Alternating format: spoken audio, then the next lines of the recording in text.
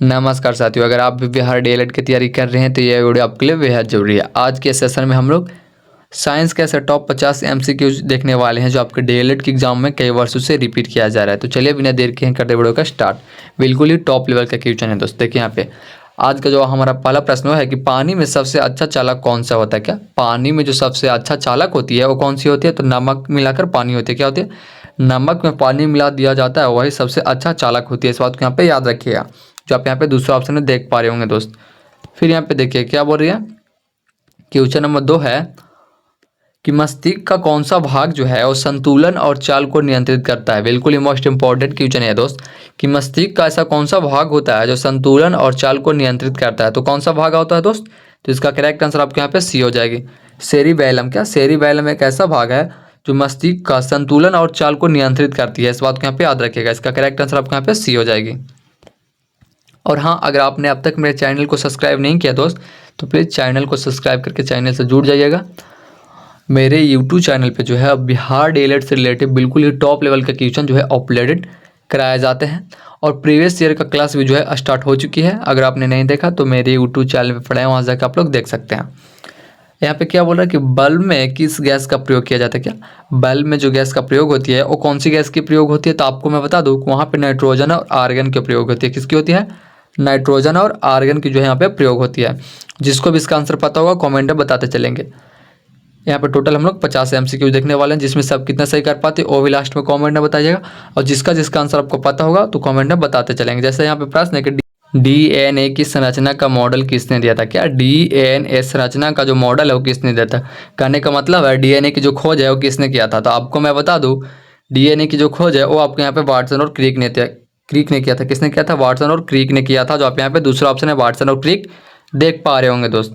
फिर यहाँ पे अगला प्रश्न को देखिए। क्वेश्चन नंबर 5 है कि द्रव्यमान संरक्षण का नियम किस वैज्ञानिक ने दिया था। क्या द्रव्यमान संरक्षण का जो नियम है वो किस वैज्ञानिक ने दिया था? आपको मैं बता दूं कि द्रव्यमान संरक्षण का जो नियम है वो आपके यहाँ पे लावोजियर ने दिया था। किसने दिया था? लावोजियर ने दिया था। किसने दिया था? लावोजियर ने दिया था। जो आप यहाँ पे तीसरा ऑप्शन में लावोजियर देख पा रहे होंगे दोस्त। फिर यहाँ पे अगला प्रश्न को देखिएगा, जिसको भी आंसर पता होगा कमेंट में बताते चलेंगे। पृथ्वी का सबसे ठंडा स्थान कौन सा है? पृथ्वी का जो सबसे ठंडा स्थान है दोस्त वो कौन सा है? तो मैं आपको बता दूं दोस्त कि जो पृथ्वी का सबसे ठंडा स्थान होती है वो आपके यहाँ पे अंटार्कटिका होती है। क्या होती है? अंटार्कटिका होती है। कौन सी होती है? अंटार्कटिका होती है। जो आप यहाँ पे तीसरा ऑप्शन में अंटार्कटिका देख पा रहे होंगे दोस्त। फिर यहाँ पे अगला प्रश्न को देखिएगा। क्वेश्चन नंबर 7 है रेडियोधर्मी तत्व यूरेनियम किस धातु का अयस्क है। क्या रेडियोधर्मी तत्व यूरेनियम जो है वो किस धातु का अयस्क है? बिल्कुल ही मोस्ट इंपॉर्टेंट क्वेश्चन आज के सेशन में हम लोग देख रहे हैं दोस्त। देखिए यहाँ पे क्या पूछ रहा है कि रेडियोधर्मी तत्व यूरेनियम किस धातु का अयस्क है। तो आपको मैं बता दूं इसका करेक्ट आंसर यहाँ पे आपको बी हो जाएगा, पिंच बैलेंड। क्या पिच बैलेंड जो आप यहाँ पे दूसरा ऑप्शन में देख पा रहे होंगे दोस्त। इसका करेक्ट आंसर आपको यहाँ पे बी हो जाएगी। फिर यहाँ पे अगला प्रश्न को देखिएगा। यहाँ पे जिसको आंसर पता होगा बताते चलेगा। ओजोन परत वायुमंडल में किस भाग में पाई जाती है। क्या ओजोन परत जो होती है वो वायुमंडल के किस भाग में पाई जाती है? तो आपको मैं बता दूं ओजोन परत जो होती है वो आपको यहाँ पे समताप मंडल में पाई जाती है। किसमें पाई जाती है? समताप मंडल में पाई जाती है। जो आप यहाँ पे दूसरा ऑप्शन में जो है उस समताप मंडल देख पा रहे होंगे दोस्त। फिर यहाँ पे अगला प्रश्न को देखिएगा। क्वेश्चन नंबर 9 है कि पृथ्वी का प्रतीक उपग्रह कौन सा है। क्या पृथ्वी का जो प्रतीक है तो उसका उपग्रह कौन सी होती है? तो आपको मैं बता दूं पृथ्वी का जो प्रतीक का उपग्रह होती है वो आपके यहाँ पे चंद्रमा होती है। क्या होती है? चंद्रमा होती है। जिसको भी इसका आंसर पता होगा कमेंट में साथ में बताते चलेगा। इसका करेक्ट आंसर आपके यहाँ पे ए हो जाएगी। फिर यहाँ पे अगला प्रश्न को देखिएगा। क्वेश्चन नंबर 10 है कि दूध का कौन सा घटक जमने पर दही बनता है। क्या दूध का ऐसा कौन सा घटक होती है जो जमने पर दही बनता है? तो आपको मैं बता दूं इसका करेक्ट आंसर आपको यहाँ पे ए हो जाएगा, लैक्टोज होती है। क्या होती है? लैक्टोज होती है। दूध का कौन सा घटक जमने पर दही बनती है? तो लैक्टोज। क्या लैक्टोज आप यहाँ पे पहला ऑप्शन में देख पा रहे होंगे। फिर यहाँ पे अगला प्रश्न को देखिए। क्वेश्चन नंबर 11 है कि सूर्य का रंग पीला क्यों दिखाई देती है। क्या सूर्य का जो रंग होता है वो पीला क्यों दिखाई देती है? तो आपको मैं बता दूं सूर्य का जो रंग होती है वो पीला क्यों दिखा देती है? तो आपको यहाँ पे प्रकीर्णन के कारण। क्या दोस्त? प्रकीर्णन के कारण जो है सूर्य का रंग हम लोग को पीला दिखाई देती है। जो आप यहाँ पे दूसरा ऑप्शन में प्रकीर्णन देख पा रहे होंगे। यहाँ पे साथ में कॉमेंट में आंसर बताते चलेंगे दोस्त, जिसको जिसको पता होगा। देखिए यहाँ पे पूछ रहा है कि दांत किस पदार्थ से बने होते हैं। जिसको यहाँ पे आंसर पता होगा तो बताते चलिएगा। दांत जो है वो किस पदार्थ से बने होते हैं दोस्त? इसका करेक्ट आंसर आपको यहाँ पे बी हो जाएगा, डेटिंग और इमेनल से। डेटिंग और इनमेल से बना होता है। किससे बना होता है? डेटिंग और इनमेल से बना होता है। जो आप यहाँ पे दूसरा ऑप्शन में डेटिन और इनवेल देख पा रहे होंगे। तो इसका करेक्ट आंसर आपको यहाँ पे बी हो जाएगी। फिर यहाँ पे अगला प्रश्न को देखिए, क्वेश्चन नंबर 13 है कि हमारे रक्त का लाल रंग किससे होता है? क्या हमारे रक्त का जो लाल हो जाती है वो किसके कारण होती है? तो आपको यहाँ पे हीमोग्लोबिन के कारण होती है। किसके कारण होती है? हीमोग्लोबिन के कारण जो है हमारा ब्लड जो है वो लाल दिखाई देती है। इस बात को भी यहाँ पे याद रखिएगा दोस्त। फिर यहाँ पे अगला प्रश्न को देखिए, क्वेश्चन नंबर 14 है कि कौन सा विटामिन सूर्य का विटामिन कहलाता है? क्या ऐसा कौन सा विटामिन जो होती है वो सूर्य का विटामिन कहलाता है? कहने का मतलब है ऐसा कौन सा विटामिन जो होती है उस सूर्य के प्रकाश से हम लोग को मिलती है। तो आपको यहाँ पे विटामिन डी हो जाएगी। क्या विटामिन डी जो है वो आपको यहाँ पे सूर्य के प्रकाश से भी मिलती है, इसलिए इसका करेक्ट आंसर आपको यहाँ पे डी हो जाएगा दोस्त। फिर यहाँ पे अगला प्रश्न को देखिए, क्वेश्चन नंबर 15 है कि गैसों का नियम पीवी बराबर एनआरटी किसने दिया था? क्या गैसों का जो नियम है पीवी बराबर एनआरटी किसने दिया था? तो मैं आपको बताता हूँ किसने दिया था। तो इसका करेक्ट आंसर आपको यहाँ पे डी हो जाएगा। गेलू शॉक ने दिया था। किसने दिया था? गेलू साक ने दिया था, जो आप यहाँ पे चौथा ऑप्शन में गेलू साक देख पा रहे होंगे दोस्त। फिर यहाँ पे अगला प्रश्न को देखिए, क्वेश्चन नंबर 16 है बिजली का पहला बल्ब किसने बनाया? क्या बिजली का जो पहला बल्ब बनाया था वो किसने बनवाया था? तो आपको यहाँ पे थॉमस एडिसन ने बनवाया था। किसने बनाया था? थॉमस एडिसन ने जो है बिजली का पहला बल्ब बनाया था। कहने का मतलब है कि बिजली का बल्ब को आविष्कार करने वाला जो व्यक्ति है वो कौन है? तो आपके यहाँ पे थॉमस एडिसन है, जो आप यहाँ पे पहला ऑप्शन में थॉमस एडिसन देख पा रहे होंगे। फिर यहाँ पे देखिएगा अगला प्रश्न, क्वेश्चन नंबर 17 है कि किस वस्तु का भार चंद्रमा पर पृथ्वी की तुलना में कैसा होता है? क्या किसी वस्तु का जो भार होता है वो चंद्रमा पर पृथ्वी की तुलना में पृथ्वी की तुलना में कैसा होता है? बिल्कुल ही मोस्ट इंपॉर्टेंट क्वेश्चन है ये, और अगर इसका आंसर पता आपको होगा तो कमेंट में बताते चलिएगा। क्या बोल रही है कि किसी वस्तु का जो भार होती है वो चंद्रमा पर पृथ्वी की तुलना में कैसा होता है? तो कैसा होता है दोस्तों? इसका करेक्ट आंसर आपको यहाँ पे सी हो जाएगी। 1/6 गुना होता है। कितनी होती है? 1/6 गुना होता है, जो आप यहाँ पे तीसरा ऑप्शन में देख पा रहे होंगे। फिर यहाँ पे अगला प्रश्न को देखिएगा, क्वेश्चन नंबर 18 है हृदय का पेसमेकर किसे कहते हैं? क्या हृदय का जो पेसमेकर होती है वो किसे कहते हैं? तो आपको मैं बताऊं दोस्त कि जो हृदय का पेसमेकर होती है वो आपके यहाँ पे ऐसे नोड होती है। क्या होती है? ऐसे नोड होती है, जो आप यहाँ पे पहला ऑप्शन में देख पा रहे होंगे। सा नोड यहाँ पे पहला ऑप्शन में देख पा रहे होंगे। फिर यहाँ पे अगला प्रश्न देखिएगा, पानी का रासायनिक सूत्र क्या होता है? तो पानी का जो रासायनिक सूत्र है वो आपके यहाँ पे H2O होती है। क्या होती है? H2O होती है, जो आप यहाँ पे दूसरा ऑप्शन में देख पा रहे होंगे। फिर यहाँ पे अगला प्रश्न को देखिएगा, क्वेश्चन नंबर 20 है प्रथम कृत्रिम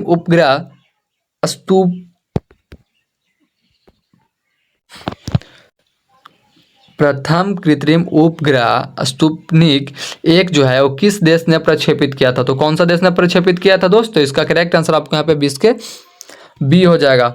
सोवियत संघ यूएसएसआर ने किया था। किसने किया था? सोवियत संघ यानी यूएसआर ने किया था, जो आप यहाँ पे दूसरा ऑप्शन में देख पा रहे होंगे दोस्त। फिर यहाँ पे अगला प्रश्न को देखिएगा, क्वेश्चन नंबर 22 है टेलीफोन का आविष्कार किसने किया था? क्या बिल्कुल ही मोस्ट इंपॉर्टेंट एवं नॉर्मल क्वेश्चन है कि टेलीफोन का आविष्कार किसने किया था? टेलीफोन का जो आविष्कार है वो किसने किया था? तो आपको मैं बता देता हूँ कि टेलीफोन का जो आविष्कार है वो ग्राहम बेल ने किया था। किसने किया था? ग्राहम बेल ने किया था टेलीफोन का आविष्कार। यह प्रश्न जो है वो डीएलएड के एग्जाम में पूछा हुआ प्रश्न है, तो चांसेस होती है कि इस बार भी पूछ सकता है, तो इसलिए इस क्वेश्चन को यहाँ पे याद कर लीजिएगा आप लोग। फिर यहाँ पे देखिए अगला प्रश्न क्या बोल रहा है कि श्वसन के लिए सबसे आवश्यक गैस कौन सी होती है? जिसको भी आंसर पता होगा कमेंट में बताते चलेंगे दोस्त। श्वसन के लिए जो सबसे आवश्यक गैस होती है वो कौन सी होती है? तो आपको मैं बता दूँ, श्वसन के लिए जो सबसे आवश्यक गैस होती है वो आपको यहाँ पे ऑक्सीजन होती है। कौन सी होती है? ऑक्सीजन होती है, जो आप यहाँ पे तीसरा ऑप्शन में ऑक्सीजन देख पा रहे होंगे दोस्त। फिर यहाँ पे देखिएगा अगला प्रश्न, क्वेश्चन नंबर 24, प्राकृतिक रबर किस पेड़ से प्राप्त होती है? क्या प्राकृतिक रबर जो है वो किस पेड़ से प्राप्त होती है? तो आपको मैं बता देता हूँ कि प्राकृतिक रबर जो होती है वो आपको यहाँ पे रबड़ का पेड़ से ही प्राप्त होती है। किससे प्राप्त होती है? तो रबड़ का एक पेड़ होता है उससे ही प्राप्त होती है, जो आप यहाँ पे दूसरा ऑप्शन में जो है वो देख पा रहे होंगे। फिर यहाँ पे देखिएगा क्वेश्चन नंबर 25 है कौन सी धातु द्रव्य अवस्था में पाई जाती है? क्या कौन सी जो धातु होती है वो द्रव्य अवस्था में पाई जाती है? कौन सी अवस्था में? द्रव्य अवस्था में पाई जाती है। तो आपको यहाँ पे मरकरी यानी पारा होता है। क्या मरकरी, जो इसको हम लोग पारा के नाम से भी जानते हैं, ऐसा एक धातु है जो द्रव्य अवस्था में पाया जाता है। क्या द्रव्य अवस्था में पाया जाता है? तो पारा होता है, जिसको यहाँ पे मरकरी बोलते हैं। अगर यहाँ पे प्रश्न पूछ दे कि पारा का उपयोग जो किस में होता है, तो आपको यहाँ पे थर्मामीटर में भी होती है। किस में होती है? थर्मामीटर में भी होती है, बीपी मशीन में भी होती है। इस बात को यहाँ पे याद रखिएगा। ऐसे पूछ सकता है कि थर्मामीटर में कौन से धातु का उपयोग किया जाता है, तो आपको यहाँ पे पारा मार्क आना है। पारा मार्क आना है। क्या पारा मार्क आना है? इस बात को भी यहाँ पे याद रखिएगा। ये प्रश्न भी जो है और डीएलएड के एग्जाम में पूछा हुआ प्रश्न है। फिर यहाँ पे देखिए कोशिका का पावर हाउस किसे कहते हैं? क्या कोशिका का जो पावर हाउस होती है वो किसे कहते हैं? जिसको यहाँ पे आंसर पता होगा बताते चलेंगे दोस्त। फिर यहाँ पे देखिए कोशिका का जो पावर हाउस होती है वो आपके यहाँ पे माइटोकांड्रिया होती है। क्या होती है? माइटोकांड्रिया होती है। माइटोकांड्रिया जो है कोशिका का पावर हाउस कहलाती है, जो आप यहाँ पे तीसरा ऑप्शन में देख पा रहे होंगे। फिर यहाँ पे अगला प्रश्न को देखिए, क्वेश्चन नंबर 27 है, पृथ्वी पर जीवन की उत्पत्ति किस गैस से जुड़ी है? क्या पृथ्वी पर जीवन की जो उत्पत्ति है वो किस गैस से जुड़ी है? तो आपको मैं बता दूं कि पृथ्वी पर जीवन की जो उत्पत्ति है वो आपके यहाँ पे ऑक्सीजन गैस से जुड़ी है। किससे जुड़ी है? जो आप यहाँ पे पहला ऑप्शन में देख पा रहे होंगे की तरह के, हाँ पहला ऑप्शन में यहाँ पे ऑक्सीजन आप देख पा रहे होंगे दोस्त। करेक्ट आंसर इसका ए हो जाएगा। श्वसन के लिए हम लोग की ऑक्सीजन गैस जो है बिल्कुल ही आवश्यक होती है। अगर हम लोग श्वसन करते हैं तो ऑक्सीजन गैस को जो है वो अंदर लेते हैं और कार्बन डाइऑक्साइड को जो है वो बाहर छोड़ते हैं। इस बात को यहाँ पे याद रखिएगा। फिर यहाँ पे देखिए हृदय में कुल कितने कक्ष होते हैं? क्या हृदय में कुल कितने कक्ष होते हैं? तो आपको मैं बता दूं कि हृदय में जो कुल कक्षों की संख्या है वो आपके यहाँ पे 4 है। कितने संख्या होती है दोस्त? तो 4 संख्या होती है, जो आप यहाँ पे तीसरा ऑप्शन में 4 देख पा रहे होंगे दोस्त। हृदय में कुल कक्षों की संख्या जो होती है वो कितनी होती है? तो 4 होती है। कितनी होती है? 4 होती है। फिर यहाँ पे देखिएगा अगला प्रश्न, क्वेश्चन नंबर 29 है, ब्लैक होल किसे कहते हैं? क्या ब्लैक होल जो है वो किसे कहते हैं? जिसको यहाँ पे आंसर पता होगा बताते चलेंगे। ब्लैक होल किसे कहते हैं दोस्त? इसका करेक्ट आंसर आपको यहाँ पे बी हो जाएगा। अत्यधिक घनत्व वाला तारा को किसको कहते हैं? ब्लैक होल किसको कहते हैं? तो अत्यधिक घनत्व वाला तारा को जो है वो ब्लैक होल कहते हैं। इस बात को यहाँ पे याद रखिएगा। अत्यधिक घनत्व वाला तारा को जो है वो ब्लैक होल के नाम से भी जाना जाता है, जो आप यहाँ पे दूसरा ऑप्शन में देख पा रहे होंगे दोस्त। फिर यहाँ पे देखिएगा अगला प्रश्न, क्वेश्चन नंबर 30 की सबसे कठोर प्राकृतिक पदार्थ कौन सा है? क्या सबसे कठोर प्राकृतिक पदार्थ जो है वो कौन सा है? तो आपको मैं बता देता हूँ कि सबसे कठोर प्राकृतिक पदार्थ जो होती है वो आपको यहाँ पे हीरा होती है। कौन सी होती है? हीरा होती है, जो आप यहाँ पे दूसरा ऑप्शन में हीरा जो है वो देख पा रहे होंगे। फिर यहाँ पे देखिएगा अगला क्वेश्चन क्या बोल रहा है कि सबसे हल्की धातु कौन सी है? क्या सबसे हल्की धातु जो है वो कौन सी है? तो आपको मैं बता दूं सबसे हल्की धातु जो है वो आपके यहाँ पे लिथियम हो जाएगी। क्या हो जाएगी? लिथियम हो जाएगी। सबसे हल्की धातु कौन सी होती है दोस्त? वो आपके यहाँ पे लिथियम हो जाएगी। फिर यहाँ पे देखिएगा अगला प्रश्न क्या बोल रहा है कि मनुष्य की सबसे बड़ी ग्रंथि कौन सी है? क्या मनुष्य की जो सबसे बड़ी ग्रंथि होती है वो कौन सी होती है? तो आपके यहाँ पे एक रीत होती है जिसको हम लोग यहाँ पे लीवर के नाम से भी जानते हैं। क्या होती है? एक रीत होती है जिसको हम लोग यहाँ पे लीवर के नाम से भी जानते हैं। फिर यहाँ पे देखिए लोहे में जंग किस कारण से लगती है? क्या लोहे में जो जंग लगती है वो किस कारण से लगती है? तो आपको मैं बता दूं लोहे में जो जंग लगती है वो आपके यहाँ पे ऑक्सीजन और नमी के कारण से लगती है। किसके कारण लगती है? ऑक्सीजन और नमी के कारण से जो है वो लोहे में जंग लगती है, जो आप यहाँ पे दूसरा ऑप्शन में ऑक्सीजन और नमी देख पा रहे होंगे। फिर यहाँ पे अगला प्रश्न को देखिएगा क्वेश्चन नंबर 34, पृथ्वी का सबसे पास का तारा कौन सा है? का पृथ्वी का जो सबसे पास का तारा है वो कौन सा तारा है? तो आपको मैं बता दूं वो तारा जो है इसका करेक्ट आंसर आपको यहाँ पे बी हो जाएगा, सूर्य तारा है। कौन सा? सूर्य है, जो आप यहाँ पे दूसरा ऑप्शन में सूर्य देख पा रहे होंगे दोस्त। अगर यहीं पे प्रश्न पूछ दे कि सूर्य के सबसे निकट ग्रह जो है वो कौन सी है, तो आपके यहाँ पे बुध ग्रह हो जाएगी। कौन सी हो जाएगी? बुध ग्रह जो है वो सूर्य के सबसे निकट ग्रह है। इस बात को भी यहाँ पे याद रखिएगा। फिर यहाँ पे अगला प्रश्न देखिए क्वेश्चन नंबर 35, सबसे अधिक विद्युत चालकता किस धातु की होती है? क्या सबसे अधिक विद्युत चालकता जो होती है वो किस धातु की होती है? तो इसका करेक्ट आंसर आपको यहाँ पे चांदी हो जाएगी। क्या हो जाएगी? चांदी हो जाएगी। सबसे अधिक विद्युत चालकता जो होती है वो किस धातु की होती है? तो चांदी की होती है, जो आप यहाँ पे तीसरा ऑप्शन में चांदी दोस्त देख पा रहे होंगे। फिर यहाँ पे अगला प्रश्न को देखिए क्वेश्चन नंबर 36, कोशिका सिद्धांत किसने दिया था? क्या कोशिका का जो सिद्धांत है वो किसने दिया था? कोशिका का जो सिद्धांत है दोस्त वो किसने दिया था? तो आपको मैं बता दूं कोशिका का जो सिद्धांत है वो यहाँ पे तो इसका करेक्ट आंसर आपको यहाँ पे ए हो जाएगा, स्वान और स्लाइडेन ने दिया था। जब यहाँ पे पहला ऑप्शन है स्वान और स्लाइडेन देख पा रहे होंगे। फिर यहाँ पे अगला प्रश्न को देखिए क्वेश्चन नंबर 37 है, कौन सी गैस मार्स गैस कहलाती है? क्या कौन सी गैस जो होती है वो मार्स गैस कहलाती है? तो इसका करेक्ट आंसर जो आपको यहाँ पे 37 को हो जाएगा और बी हो जाएगा मीथेन। कौन सा गैस कहलाती है दोस्त? तो मीथेन कहलाती है, जो आप यहाँ पे दूसरा ऑप्शन है मीथेन देख पा रहे होंगे। फिर यहाँ पे देखिएगा अगला प्रश्न क्वेश्चन नंबर 38, शरीर में रक्त शुद्धिकरण कहाँ से होता है? क्या शरीर में जो रक्त का शुद्धिकरण होती है वो कहाँ से होती है? तो इसका करेक्ट आंसर आपको यहाँ पे सी हो जाएगा, गुर्दा से होती है। कहाँ से होती है? गुर्दा से होती है, जिसको यहाँ पे किडनी भी बोलते हैं। क्या बोलते हैं? किडनी भी बोलती है। फिर यहाँ पे देखिए अगला प्रश्न, रेडियो का आविष्कार किसने किया था? क्या रेडियो का जो आविष्कार है वो किसने किया था? तो आपको यहाँ पे मार्कोनी ने किया था। किसने किया था? मार्कोनी ने किया था। जिसको यहाँ पे आंसर पता होगा बताते चलेंगे दोस्त साथ में ही।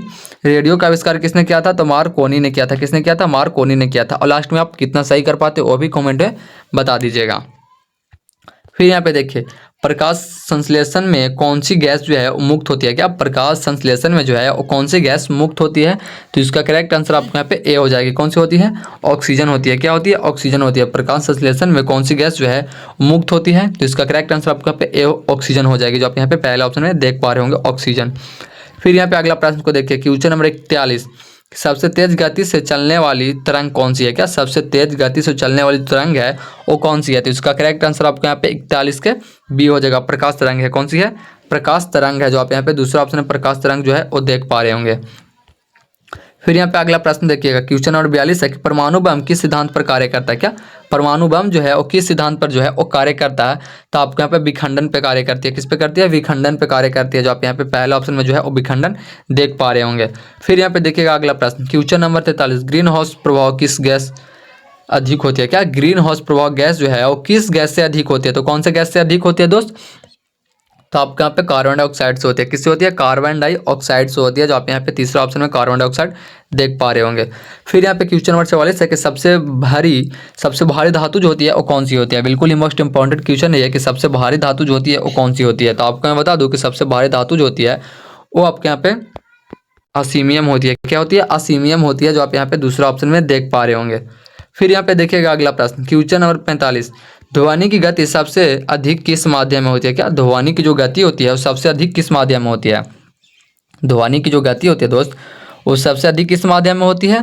तो आपको यहाँ पे लोहे में होती है। किस में होती है? लोहे में होती है, जिसको हम लोग यहाँ पे आयरन भी बोलते हैं, जो आप यहाँ पे तीसरा ऑप्शन देख पा रहे होंगे। फिर यहाँ पे अगला प्रश्न को देखिएगा, क्वेश्चन नंबर 46 बोल रही है कि मनुष्य में रक्त का कौन सा समूह जो होता है?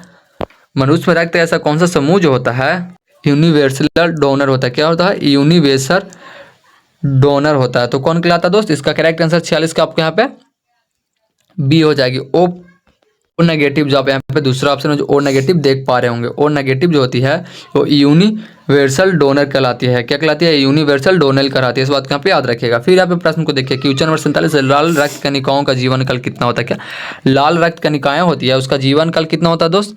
तो आपको मैं बता दूं कि लाल रक्त कनिकाओं का जो जीवन काल होती है वो आपके यहाँ पे 120 दिन होती है। कितनी होती है? 120 दिन होती है। 120 दिन होती है, जो आप यहाँ पे तीसरा ऑप्शन में 120 दिन देख पा रहे होंगे। फिर यहाँ पे अगला प्रश्न को देखिएगा, अगला प्रश्न क्या बोल रहा है कि बल्ब का जो फिलामेंट होता है किस धातु का बना होता है? तो ये प्रश्न को हम बहुत बार बता चुके हैं कि जो बल्ब का फिलामेंट होता है वो किस धातु का बना होता है। तो इसका आंसर आप लोग यहाँ पे कमेंट सेक्शन में जो है और बता दीजिएगा कि बल्ब का फिलामेंट किस धातु का बना होता है। ऑफकोर्स हम पहले ही बता चुके हैं, पिछले वीडियो में कई वीडियो में भी इसके बारे में चर्चा किए हुए हैं। फिर यहाँ पे प्रश्न है कि सबसे अधिक उपलांक किसका होता है? क्या सबसे अधिक उपलांक जो होता है वो किसका होता है? तो आपको यहाँ बता दूँ, सबसे अधिक उपलांक जो होता है वो आपको यहाँ पे हाइड्रोजन की होती है। किसकी होती है? हाइड्रोजन की होती है, जो आप यहाँ पे दूसरा ऑप्शन में हाइड्रोजन देख पा रहे होंगे। फिर यहाँ पे लास्ट प्रश्न देखिए, क्वेश्चन नंबर 50 है, एक्स किरणें की खोज जो है वो किसने किया था? तो आपको मैं बता दूं जो एक्स किरणें की खोज है वो आपके यहाँ पे रोनट जैन ने किया था। किसने किया था? रोनट जैन ने किया था, जो आप यहाँ पे दूसरा ऑप्शन में देख पा रहे होंगे। तो कैसा लगा वीडियो कमेंट में जरूर बताइएगा। अगर वीडियो अच्छा लगा तो बस एक लाइक, एक कमेंट एंड अपने दोस्तों के पास भी शेयर कर दीजिएगा कि उनका भी तैयारी मजबूत तैयारों से हो सके। तो ठीक है, फिर मिलता है अगले वीडियो के साथ।